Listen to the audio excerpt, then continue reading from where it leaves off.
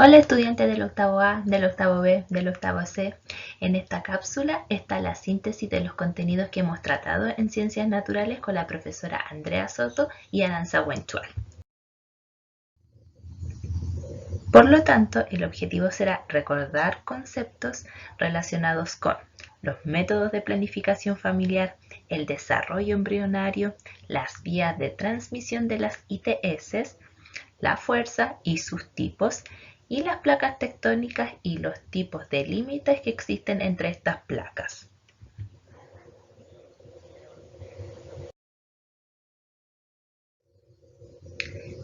¿Qué hemos visto? Hemos visto 5 temas: los métodos de planificación familiar, el desarrollo embrionario, las ITS, específicamente las formas en que se transmiten, la fuerza y sus tipos, y las placas tectónicas con los tipos de límites. Vamos al tema número 1, métodos de planificación familiar.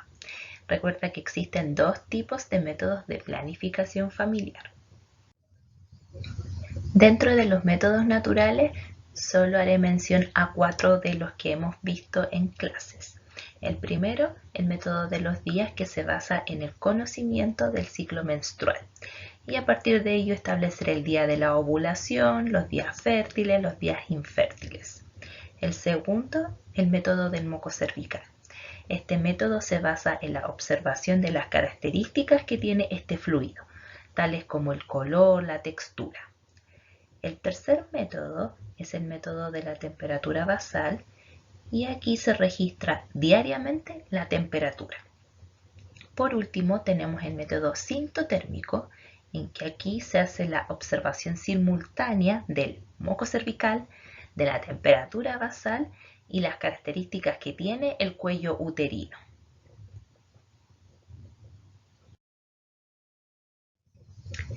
El segundo grupo de los métodos de planificación familiar corresponde a los métodos artificiales.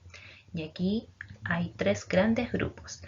El primero, los de barrera, como por ejemplo los preservativos, el diafragma, los espermicidas. Y aquí tenemos una imagen que representa a los preservativos. Hay tantos masculinos como femeninos. En segundo lugar tenemos los métodos artificiales químicos, que está más relacionado con tratamientos hormonales. Por ejemplo, las pastillas anticonceptivas. Y por último tenemos los métodos artificiales quirúrgicos, donde destaca la vasectomía y la ligadura de oviductos. En la vasectomía se hace un corte en los conductos deferentes del sistema reproductor masculino y en la ligadura de oviductos se establece un corte o se atan, se ligan los oviductos. Segundo tema, desarrollo embrionario. Cuando el espermatozoide se une con el ovocito, se forma la primera célula conocida como cigoto. Luego se formará la mórula. Cuando el blastocito se implanta en el útero, se origina el embrión. Dentro de este proceso tenemos la gástrula, que es un embrión que tiene 3 capas de tejidos. A partir de cada capa de tejido de esta gástrula se van a formar las distintas estructuras y órganos que darán origen al feto. Este proceso de formación de estructuras y órganos se conoce como organogénesis. Entonces tenemos aquí el cigoto, que luego se transformará en mórula. Una vez que se transforma en blastocito, este blastocito viaja, se implanta en el útero y tenemos como origen al embrión. La gástrula, que es este embrión de 3 capas de tejidos, dará origen al feto, ya que a partir de cada capa de tejido, llamada ectodermo, mesodermo, endodermo, se van a originar las distintas estructuras y órganos. Y finalmente tenemos al feto.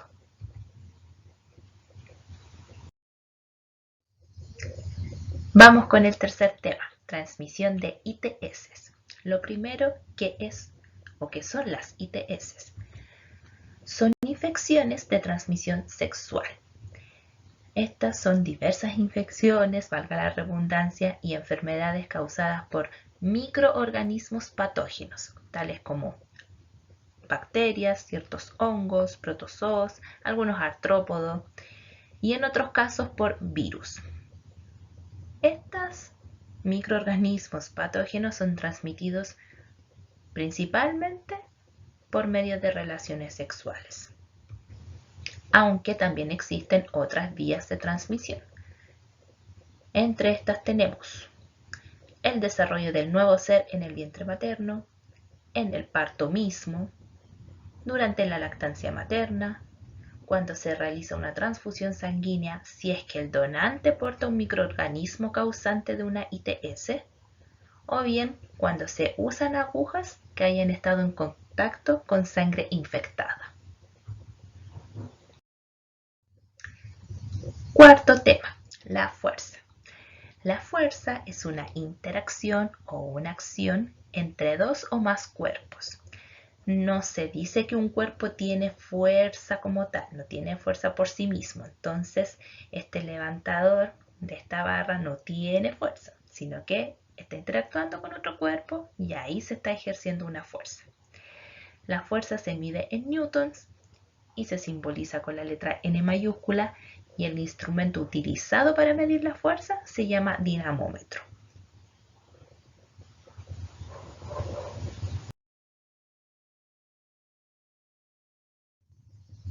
Dentro de los tipos de fuerza veremos 4.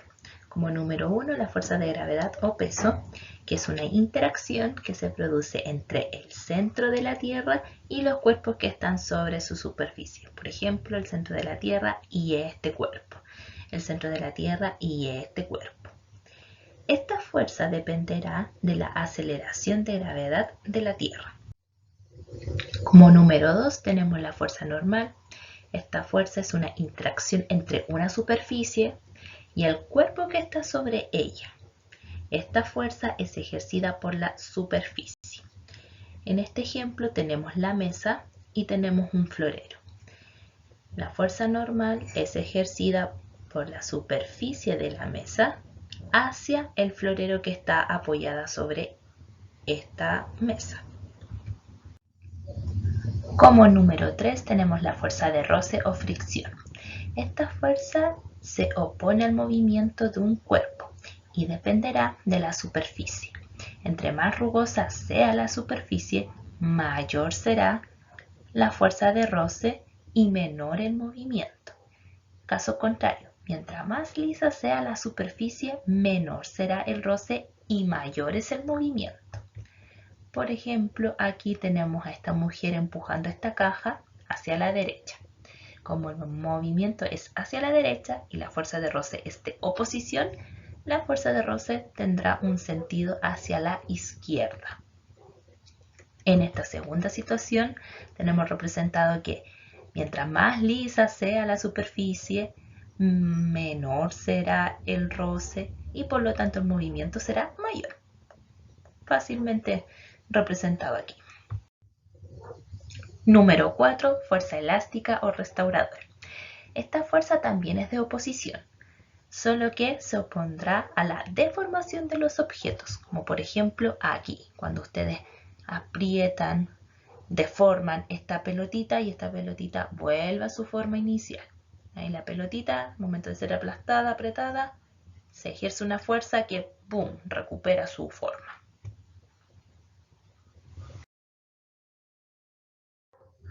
Último tema, las placas tectónicas. Estos son fragmentos o trozos de la litosfera. Y estas placas tectónicas se desplazan sobre el manto que estaría representado por esta zona. Cuando estos fragmentos interactúan, se van a producir los sismos, la actividad volcánica y la formación de las montañas. Estas placas interactúan de 3 maneras, y esto lo vamos a llamar tipos de límites. Tenemos el límite convergente, en que las placas tectónicas van a chocar y la placa que sea más densa se va a hundir debajo de la otra. Aquí tenemos representado el límite convergente. Esta placa que es más densa se está hundiendo debajo de esta. En el límite divergente tenemos que las placas tectónicas se van a separar. Cuando se produce esta separación, emerge el magma. Y esto va a permitir la formación de corteza terrestre. Entonces tengo aquí esta placa se están separando, emerge ese magma y se forma corteza terrestre. Y por último, tengo el límite transformante. En este tipo de límites las placas tectónicas se van a deslizar, una al lado de la otra. Entonces tenemos aquí las dos placas tectónicas, una va para allá, la otra va para acá, se deslizan.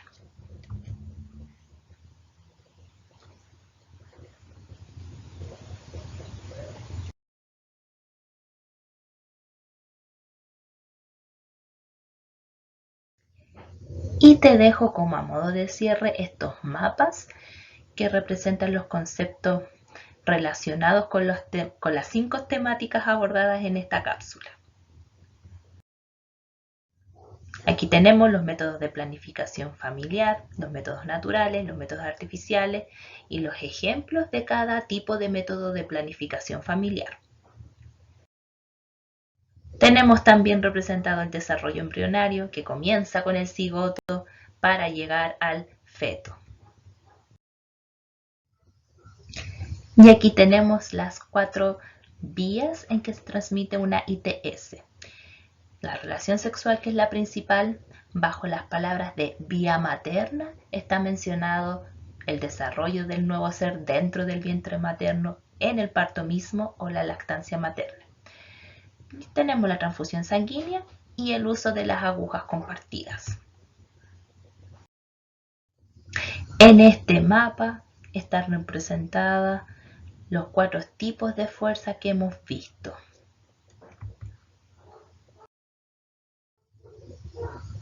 Y para terminar, en este mapa están señalados los 3 tipos de límites que existen entre las placas tectónicas.